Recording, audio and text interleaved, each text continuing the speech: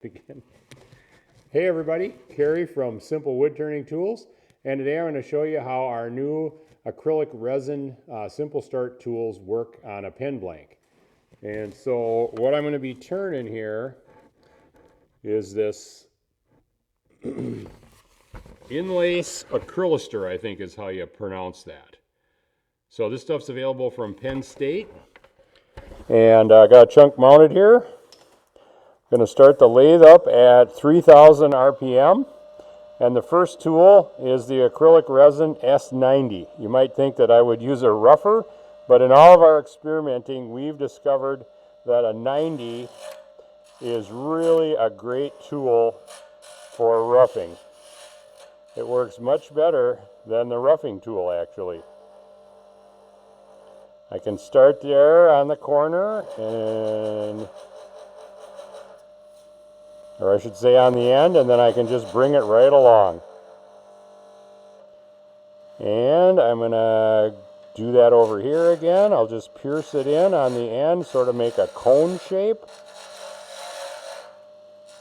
And because this is mounted on a square shaft, like all our other tools, almost all of them, it's held right at the center line of the lathe and flat on the tool rest, of course. And I'll just come across here. Now you can see one of the issues with a tool that's flat like this is the chips, they love to jump up in the air and wrap around the workpiece. So sometimes this kind of an approach is better. You don't quite get as much wrapping. But any tool that's flat like this has that problem. That leads me to the second tool. So this one is get all the chips off of it here, the ARSTH.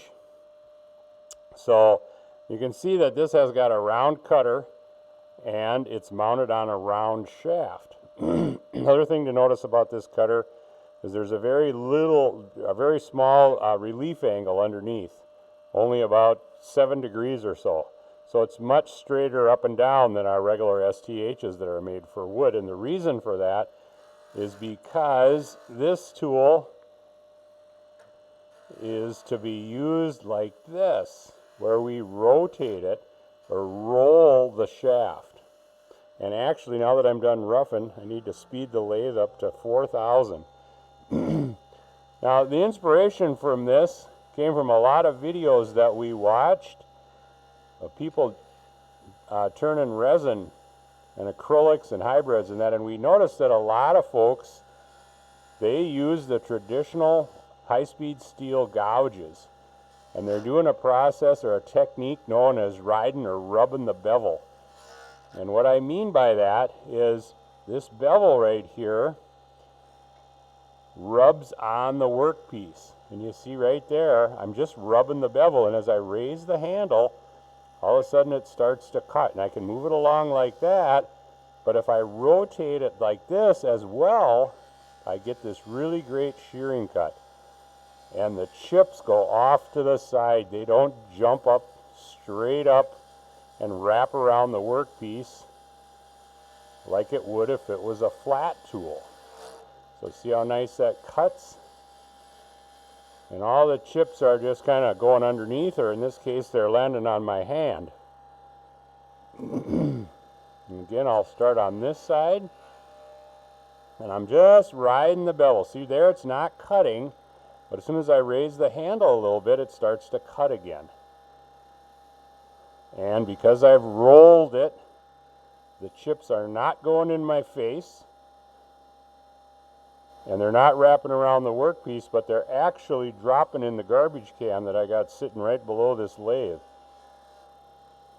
So this tool really works great for shaping your pen blank. These tools also are fantastic for hybrid work. So look at how nice that cuts.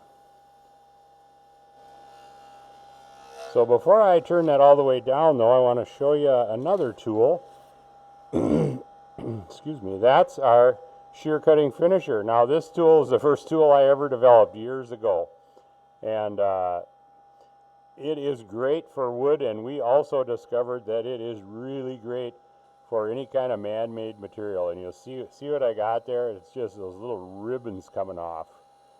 So if I want, this tool is great for like detail work. If you want to, I'll just cut a little, like a little cove here, little feature like that.